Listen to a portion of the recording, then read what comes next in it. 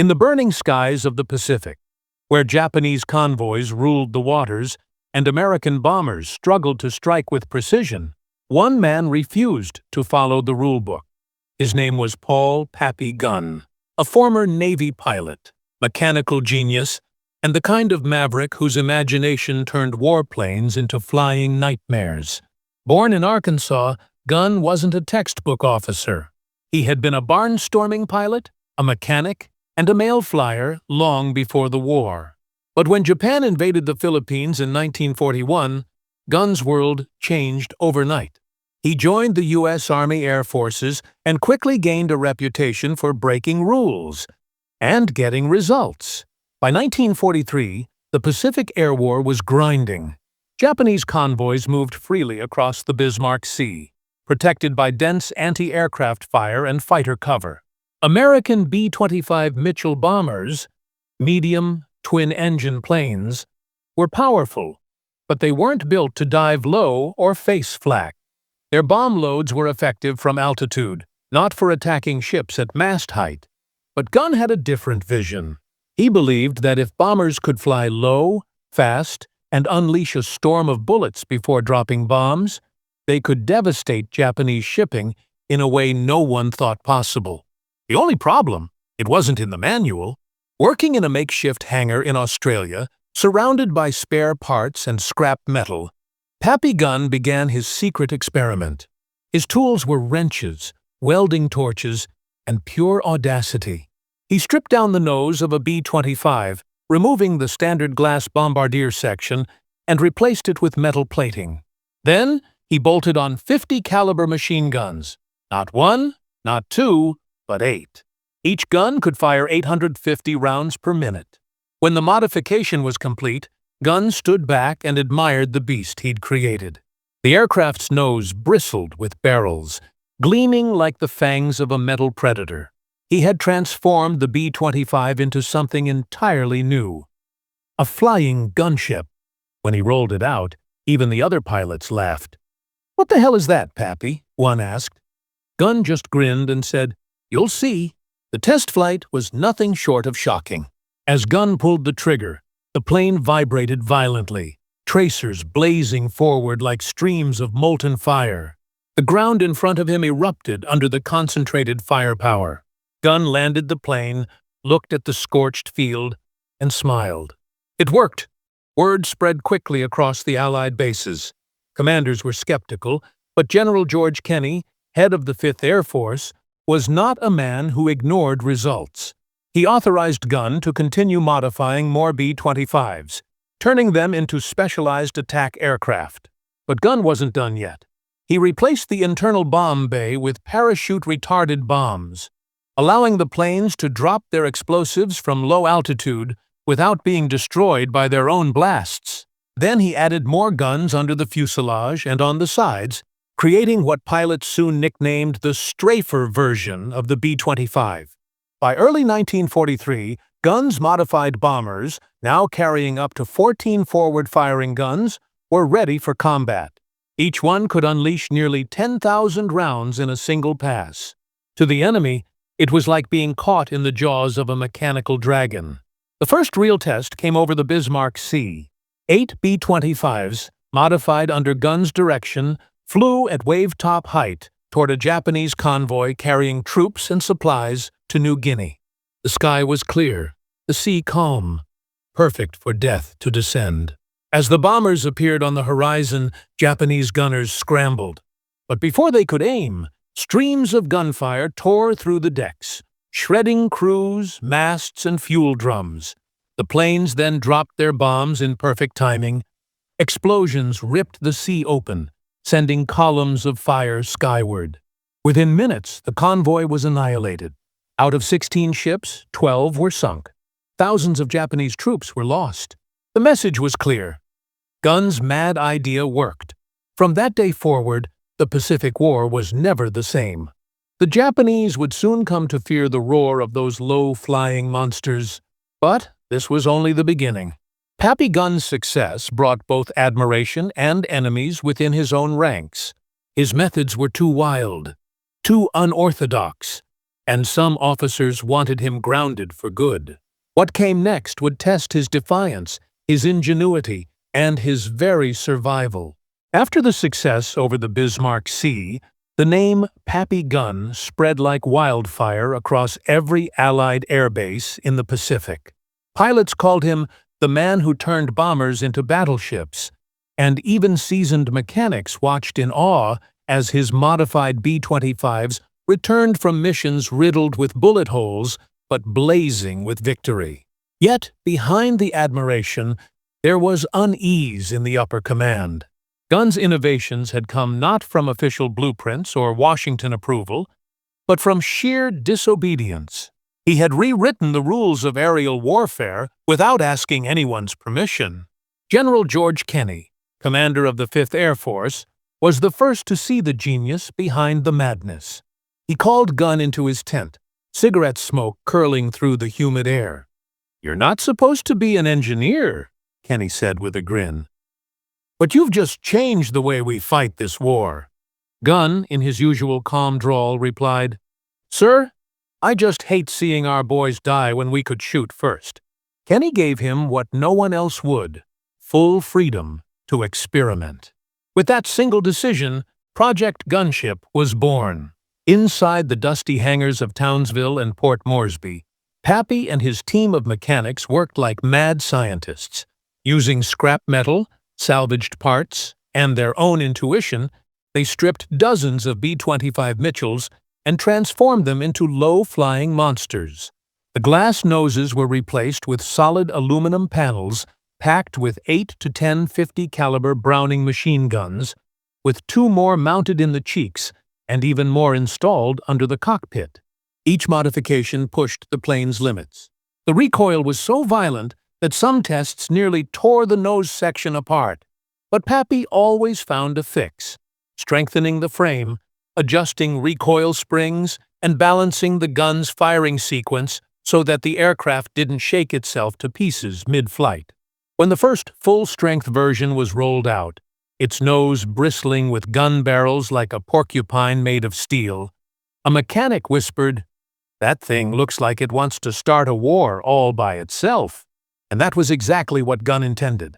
The new aircrafts, known as B-25G and B-25H gunships, carried up to 14 forward-firing guns and even a 75mm cannon, the same weapon used in Sherman tanks.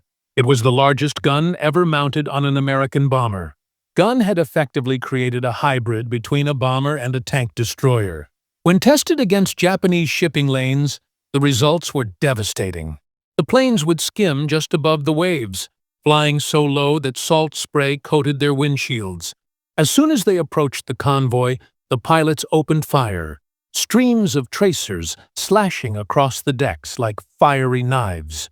In seconds, the enemy gunners were cut down, unable to return fire. Then came the bombs, dropped so close that the shock waves nearly flipped the aircraft over. But every time they returned to base, the pilots' faces told the same story. It worked. These missions became known as skip bombing runs, a new tactic Gunn perfected. Instead of dropping bombs from high altitude, the pilots released them low and fast, so they skipped across the water like stones before slamming into the sides of Japanese ships. Combined with the gunfire, it was a death sentence for convoys. In one legendary attack in 1943, Gunn's modified B-25s ambushed a convoy north of New Guinea. As they swooped in, the lead ship, a massive transport loaded with troops, took a direct hit from a skip bomb. The blast ripped it in half, sending flaming wreckage into the air. The rest of the convoy scattered in chaos, but there was no escape. Within an hour, 8 ships were destroyed, and the sea burned with oil and fire. The victory was so complete that Tokyo Rose, the Japanese propaganda broadcaster, mentioned it on air. "The Americans now send flying demons made of guns. They come low from the sea, breathing fire." But for Gunn, the glory came at a cost. His obsession with modifying planes meant he constantly clashed with bureaucrats who accused him of wasting military property. Some officers even tried to court-martial him. They claimed his field modifications were unauthorized and dangerous. Gunn didn't care. "If it saves one American life," he said, "then it's worth breaking every rule in the book."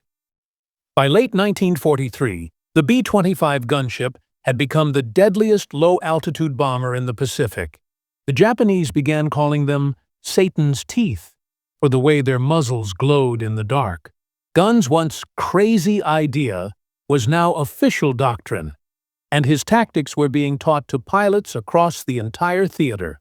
But as victory approached, tragedy was not far behind.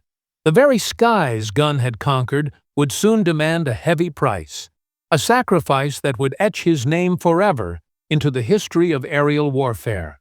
By early 1944, the Pacific Air War had changed forever. The Japanese, once dominant across the islands, now faced an enemy they couldn't understand. Low-flying American bombers that struck like lightning and vanished before the smoke cleared. At the heart of this new wave of destruction was one man, Pappy Gunn, the maverick engineer who had turned the B-25 Mitchell into a flying arsenal. But Gunn wasn't satisfied. Not yet. He had seen what his planes could do, but he knew the war was far from over. Every night, inside dimly lit hangars across New Guinea, he worked with grease-stained hands and sleepless eyes, sketching new ideas on the backs of blueprints. His mission was simple: to make the perfect killing machine, one that could break Japan's war machine once and for all. Commanders marveled at his obsession. To them, Gunn was a paradox, a man who hated war but refused to stop fighting it. He would often say, "Every improvement I make saves lives. That's all the reason I need." His latest innovation was bold even by his standards. He wanted to replace the traditional bombardier system with a massive 75mm cannon, capable of blowing through the armored hulls of ships and fortifications. It sounded insane. Firing such a weapon from a moving aircraft was a mechanical nightmare. The recoil alone could rip the nose off. But Gunn had an answer for everything. He modified the nose brace, reinforced the fuselage, and adjusted the firing angle so the blast would distribute backward along the plane's frame. Against all odds, the test flight worked. The first shot nearly deafened the crew, but it worked. And so, the B-25H Pappy Special was born. It was an aircraft that could annihilate almost anything it faced. It carried up to 1450 caliber guns and that monstrous cannon in the nose, with pilots describing it as riding a thunderstorm with machine guns. The first combat mission with the new model was flown over Wewak Harbor, where Japanese ships were massing for a counterattack. Gunn himself insisted on flying the lead aircraft. As his plane roared low over the water, tracer rounds streaking through the sky, Gunn's gunner shouted, "Target ahead! 3 ships! Heavy fire!" Without hesitation, Gunn lined up the cannon, exhaled slowly, and squeezed the trigger. The 75mm shell blasted out, punching straight through the enemy freighter.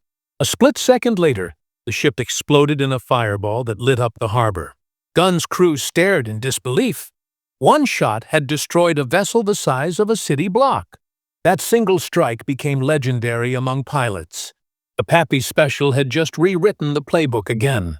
Word of Gunn's success spread so fast that even top brass in Washington began to take notice. Yet, instead of medals, he often received reprimands for his reckless field modifications. But General Kenney continued to protect him. "If I ever have 100 more men like Pappy Gunn," Kenney said, "we'd end this war in half the time." Still, the victories came at a price. The more powerful the planes became, the more dangerous the missions grew. Japanese anti-aircraft guns had improved, and their Zero fighters adapted to intercept low-level attackers. Gunn's crews began suffering heavier losses. Each funeral hit him harder than the last. He stopped attending ceremonies, instead spending hours alone in his workshop, working through the grief with his tools. "If they died flying my designs," he told one mechanic, "then I owe them better ones." Then came the mission over Mindanao in early 1945. Gunn volunteered to fly supplies through enemy-controlled airspace to support stranded American troops. Despite warnings from his superiors, he took off in a weather-beaten C-47 transport plane, loaded with ammunition and food. He never returned. Some said he was shot down by Japanese fighters. Others believed he crashed in a storm. His body was never recovered. But even in death, his legend refused to fade. His fellow pilots, hardened by war, spoke of him in reverence. He wasn't just a man, one of them said, he was an idea. The idea that we could fight smarter and live longer. By the time the war ended, Gunn's modified B-25s had destroyed hundreds of enemy ships, convoys, and fortifications. His designs influenced aircraft long after the war. Some even inspired modern gunships like the AC-130 Spectre, which carried the same principle. Overwhelming forward firepower at low altitude. In the Pacific skies, the Japanese once whispered about metal beasts that spit fire. What they didn't know was that those beasts were the legacy of one man's defiance, a mechanic who refused to accept the limits of war. And as the smoke of the Pacific War cleared, history remembered Pappy Gunn not as a soldier or engineer, but as a visionary who turned courage and invention into weapons that reshaped the course of air combat forever. When the Pacific War finally ended in August 1945, the skies above Asia were quiet for the first time in years. But for those who had flown with Paul Pappy Gunn, silence was almost unbearable. His death had come months before the war's end, yet his spirit lingered in every engine roar and every bullet streaking through the clouds. To his fellow airmen, Gunn was more than a mechanic. He was a symbol of American ingenuity under fire. He had proven that victory wasn't just about strength or numbers. It was about creativity, courage, and the relentless refusal to quit, even when the world said you were wrong. When the U.S. military began assessing what had turned the tide of the Pacific War, their analysts discovered something astonishing. It wasn't just aircraft carriers or atomic bombs that broke Japan's grip. It was also tactical innovation. Gunn's modified B-25s, with their nose-mounted guns and stripped-down bomb bays, had shattered Japanese supply lines and destroyed hundreds of ships that traditional bombers could never reach. Before Gunn, the B-25 was just another medium bomber. After Gunn, it became a symbol of precision brutality, a flying storm of metal. His modifications had turned an ordinary aircraft into an air-to-ground powerhouse, forcing the Japanese Navy to rethink its entire convoy strategy. But what truly set Gunn apart was not his engineering skill alone. It was his defiance of bureaucracy. The Army Air Corps had rules, manuals, and regulations for everything. Gunn broke nearly all of them. When engineers said his designs were unsafe, he said, "Tell that to the pilots dying with the safe ones." When bureaucrats demanded approval forms, he laughed, picked up his wrench, and went back to work. He didn't wait for permission. He built results, and history vindicated him. After the war, as the U.S. Air Force was formed in 1947, many of Gunn's field innovations were officially incorporated into post-war aircraft design. Engineers studied his nose gun configurations, recoil distribution systems, and electrical synchronization for multiple machine guns. His fingerprints could be found everywhere, from the Douglas A-26 Innovator to the AC-130 gunship, which carried forward his vision of concentrated forward firepower. The AC-130, used decades later in Vietnam, Afghanistan, and Iraq, was essentially Pappy Gunn's philosophy reborn, a flying fortress that could unleash devastating firepower with surgical precision. Yet, for all his influence, Gunn's name slowly faded from public memory. The generals and politicians were remembered. The inventors and field tinkerers were not. His grave remained unmarked for years. Only his former comrades remembered, the men who had seen his courage firsthand, who had flown the Pappy specials through flak storms and lived to tell about it. In 1959, one of his old crew members visited a museum in Florida where a restored B-25 sat gleaming under the lights. As he stared at the rows of nose-mounted 50-caliber guns, a guide told visitors that these modifications were inspired by field mechanics in the Pacific. The veteran just smiled and whispered, "That mechanic had a name." Even Japan's post-war military analysts acknowledged Gunn's impact. In a classified 1946 report translated for U.S. archives, Japanese officers described the low-level B-25 attacks as terror from the sea level. They admitted that no conventional defense had worked against the new tactics. Gunn's designs, it seemed, had not only changed the way America fought, but how its enemies feared. And while his story was nearly forgotten in textbooks, aviation historians have since resurrected it. In documentaries, interviews, and declassified military papers, the legend of Pappy Gunn has re-emerged as one of the great untold stories of World War II. He was never a general, never a man of high rank, but what he gave the world was something greater than command. He gave it progress born from desperation. Even today, in military design schools, his philosophy is echoed in every innovation. If it can save one life, build it. Pappy Gunn's legacy reminds us that history isn't only shaped by those who give orders, but by those who dare to question them. His planes did more than destroy ships. They redefined the limits of invention in war. And though his body was lost somewhere in the jungles of the Philippines, his spirit still soars wherever courage meets creativity. Every time a modern aircraft fires its weapons with surgical precision, every time a pilot trusts his machine to do the impossible, that's Pappy Gunn in the cockpit. He was the man who refused to accept what couldn't be done, and in doing so, changed what could be. The world may have forgotten his name, but the skies never did.